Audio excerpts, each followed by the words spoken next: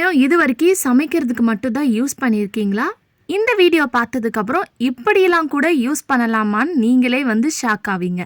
Hi friends, welcome back to our channel. எல்லோரும் எப்படி இருக்கீங்க? கண்டிப்பாக நல்லா இருப்பீங்க நம்புகிறேன்.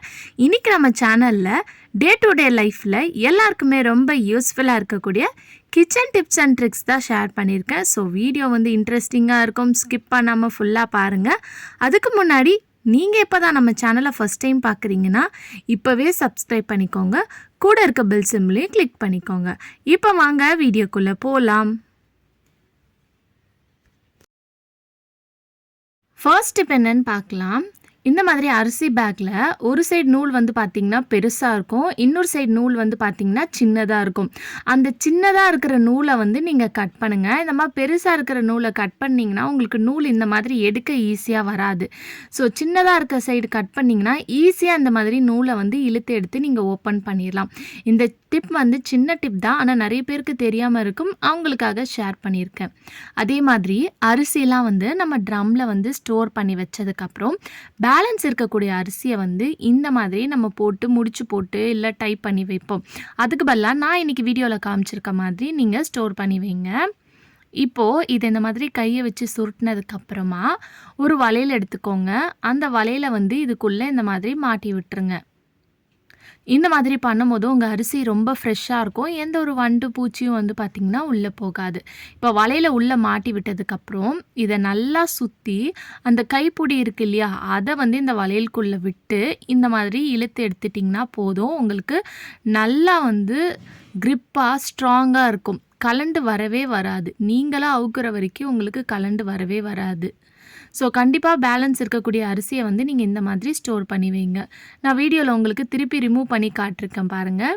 ஈஸியாக இந்த மாதிரி நீங்கள் ரிமூவ் பண்ணிவிட்டு திருப்பி வேணுன்றப்பது அந்த வளையலுக்குள்ளே அந்த ஹேண்டில் இந்த மாதிரி விட்டு டைப் பண்ணிக்கலாம். ட்ரை பண்ணி பாருங்கள். அடுத்த டிப் என்னன்னு பார்க்கலாம். நம்ம மாவுலாம் வந்து கடைசியாக நம்ம இருக்கும், கொஞ்சோண்டு மாவு இருக்கும். அந்த மாவில் வந்து இட்லி வந்து பார்த்திங்கன்னா ஊற்றினோன்னா சாஃப்டாக வராது, ஹார்டாக இருக்கும். அதனால் நிறைய பேர் என்ன பண்ணுவாங்கன்னா தோசை வந்து ஊற்றிடுவோம். அந்த மாதிரி பண்ணாதீங்க. உங்கள் இட்லி வந்து சாஃப்டாக இல்லாமல் ஹார்டாக இருக்குன்னா கண்டிப்பாக இந்த டிப்பை வந்து ஒரு வாட்டி ட்ரை பண்ணி பாருங்கள். ஸோ நீங்கள் இட்லி ஊற்றுறதுக்கு முன்னாடி அந்த மாவில் கொஞ்சமாக வந்து நல்லெண்ணெய் சேர்த்துக்கோங்க. நல்லெண்ணெய் சேர்த்துட்டு அதை நல்லா மிக்ஸ் பண்ணிவிட்டு அதுக்கப்புறம் நீங்கள் இட்லி ஊற்றி பாருங்கள். நீங்கள் ஊற்றுற இட்லி வந்து நல்லா வந்து உங்களுக்கு சாஃப்டாக இருக்கும்.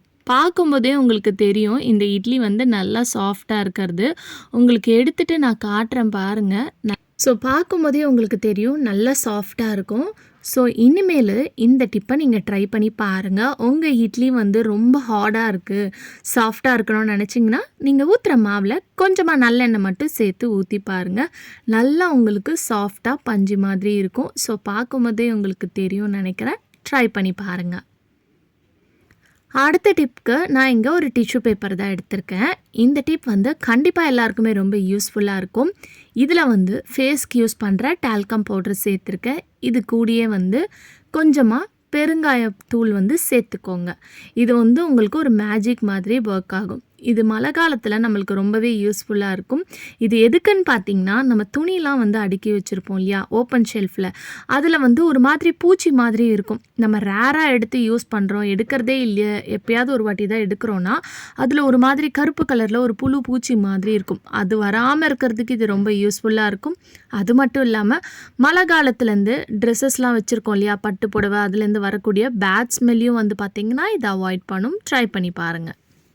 அடுத்த டிப்பு என்னன்னு பார்க்கலாம். நம்ம கேஸ் ஸ்டவ் என்ன தான் க்ளீன் பண்ணாலும் மந்த்லி ஒன்ஸ் அது இந்த முறையில் வந்து நீங்கள் மெயின்டைன் பண்ணிட்டு வரும்போது உங்கள் கேஸ் ஸ்டவ் எப்போவுமே வந்து பார்த்திங்கன்னா புதுசு மாதிரி இருக்கும். இப்போ எந்த அளவுக்கு இந்த கேஸ் ஸ்டவ்வில் அழுக்கு இருக்குதுன்னு பாருங்கள். நல்லா கரையாக இருக்குது. இப்போ இதில் வந்து நான் பேக்கிங் சோடா இருக்கு இல்லையா, பேக்கிங் ஆப்ப சோடா, அதை தான் வந்து இந்த மாதிரி போட்டு விடுறேன். நீங்கள் இதை வந்து டைரெக்டாகவும் போட்டுக்கலாம், அப்படி இல்லைனா ஒரு பவுலில் போட்டு மிக்ஸ் பண்ணிவிட்டு கூட போட்டுக்கலாம். இதுக்கு மேலே வந்து ஹாஃப் லெமன் ஜூஸ் வந்து எடுத்து நான் இந்த மாதிரி பிழிஞ்சு விட்டுக்கிறேன். பிழிஞ்சு விட்டதுக்கப்புறம் அது மேலே இருக்கிற அந்த தட்டெல்லாம் எடுத்து நல்லா தண்ணியில் போட்டு ஊற வச்சுருங்க. அந்த கேப்பில் இதை நல்லா தேய்ச்சி ஒரு 5 மினிட்ஸ் அதை அப்படியே ஊற விட்டுருங்க. அது நல்லா ஊறுற கேப்பில் நம்ம எடுத்து வச்சுருக்கோம் இல்லையா, இந்த ஸ்டாண்ட் எல்லாத்தையும் வந்து நல்லா வந்து ஸ்டீல் ஸ்க்ரப்பர் வச்சு வாஷ் பண்ணிடலாம். இப்போ 5 நிமிஷத்துக்கு அப்புறம் ஒரு டவலை வச்சு நீங்கள் தொடச்சி விட்டுருங்க. துடைக்கும் போது ஃபஸ்ட்டு ட்ரையான ஒரு டவலை வச்சு தொடச்சிருங்க. அதுக்கப்புறம் லைட்டாக வந்து தண்ணியை தெளித்து விட்டு தொடைங்க. ஸோ இந்த மாதிரி நீங்கள் மந்த்லி ஒன்ஸ் அது மெயின்டைன் பண்ணிட்டு வரும்போது உங்கள் கேஸ் ஸ்டவ் எப்போவுமே புதுசு மாதிரி இருக்கும். நீங்கள் இதுக்காக தண்ணிலாம் ஊற்றி ரொம்ப வாஷ் பண்ணணுன்ற அவசியமே இல்லை. இந்த மெத்தடை ஃபாலோ பண்ணாலே போதும், உங்கள் கேஸ் ஸ்டவ் புதுசு மாதிரி ஷைனிங்காக இருக்கும். இது கூடிய ஒரு சின்ன டிப் என்னென்னு பார்த்தீங்கன்னா, நான் எப்போவுமே கேஸ் ஸ்டவ் நல்லா க்ளீன் பண்ணி வாஷ் பண்ணதுக்கப்புறம் தேங்காய் எண்ணெயை ஒரு 2 ட்ராப்ஸ் போட்டுட்டு இந்த மாதிரி ஃபுல்லாக ஸ்ப்ரெட் பண்ணி தேய்ச்சி விடுவேன்.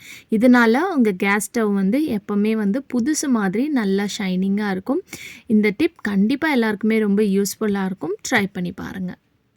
அடுத்த டிப்க்கு, நம்ம பெருங்காயம் வந்து நம்ம சமைக்கிறதுக்கு தான் யூஸ் பண்ணுவோம். பட் ஆனால் நம்ம டே டு டே லைஃப்பில் செய்யக்கூடிய வேலையில் நிறைய விஷயத்துக்கு இந்த பெருங்காயம் யூஸ் பண்ணிக்கலாம். இப்போ வந்து நீங்கள் வீட்டில் வந்து மீனோ ஃபிஷ்ஷோ வந்து செஞ்சுருக்கீங்க, நீங்கள் ஃப்ளாட்டில் இருக்கீங்க, பக்கத்தில் இருக்கிற நேபர்ஸ்க்கு வந்து அந்த ஸ்மெல் பிடிக்காது அப்படின்னா, அந்த ஸ்மெல்லை வந்து நீக்கிறதுக்கு இந்த மாதிரி ஒரு தவாவில் பெருங்காயத்தூளை கொஞ்சமாக போட்டுட்டு இந்த மாதிரி லைட்டாக வறுத்தெடுங்க. இந்த மாதிரி வறுத்து எடுக்கும்போது உங்கள் வீட்டில் நீங்கள் நான்வெஜ் செஞ்ச அந்த ஸ்மெல்லே வந்து பார்த்திங்கன்னா இருக்காது, ஃபுல்லாக உங்களுக்கு ரிமூவ் ஆயிரும். ஏன்னா நம்ம ஃப்ளாட்டில் நிறைய பேர் இருப்பாங்க அதர் ஸ்டேட்ஸில், அவங்களுக்குலாம் இந்த மாதிரி நான்வெஜ் சாப்பிடாதவங்க இருக்காங்கன்னா கண்டிப்பாக நீங்கள் இந்த மாதிரி பண்ணும்போது உங்கள் வீட்டில் எந்த ஒரு பேட் ஸ்மெல்லும் வராது.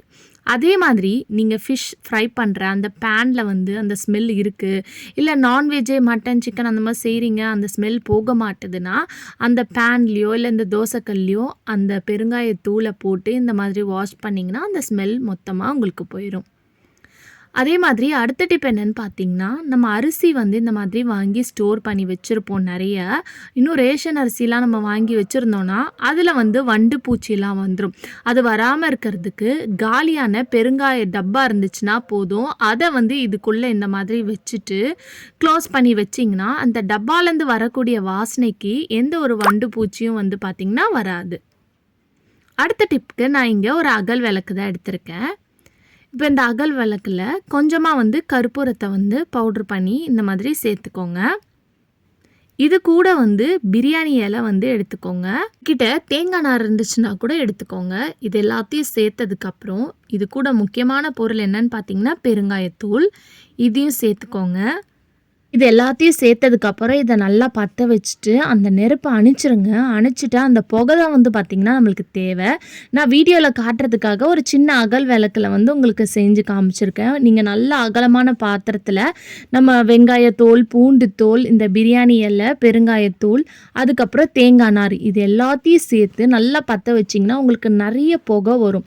அந்த புகையை வந்து ஈவினிங் டைமில் உங்கள் வீட்டை சுற்றி இந்த மாதிரி காட்டும்போது கிச்சனில் எங்கெல்லாம் உங்களுக்கு கொசு தொல்லை அதிகமாக இருக்கும் அந்த இடத்துல காட்டும்போது இந்த புகைக்கு ஒரு கொசு ஈ கூட உங்களுக்கு வந்து பார்த்திங்கன்னா வராது. கண்டிப்பாக இந்த டிப் ரொம்ப எஃபெக்டிவாக ஒர்க் ஆகும். ஒரு வாட்டியாவது ட்ரை பண்ணி பாருங்கள். ஓகே ஃப்ரெண்ட்ஸ், இன்றைக்கி வீடியோவில் நான் ஷேர் பண்ணியிருந்த டிப்லேருந்து ஏதாவது ஒரு டிப் கண்டிப்பாக உங்களுக்கு யூஸ்ஃபுல்லாக இருக்கும்னு நினைக்கிறேன். அப்படி யூஸ்ஃபுல்லாக இருந்துச்சுன்னா மறக்காமல் நம்ம சேனலை லைக் பண்ணுங்கள், ஷேர் பண்ணுங்கள், கமெண்ட் பண்ணுங்கள், மறக்காமல் சப்ஸ்கிரைப் பண்ணிக்கோங்க. தேங்க்யூ.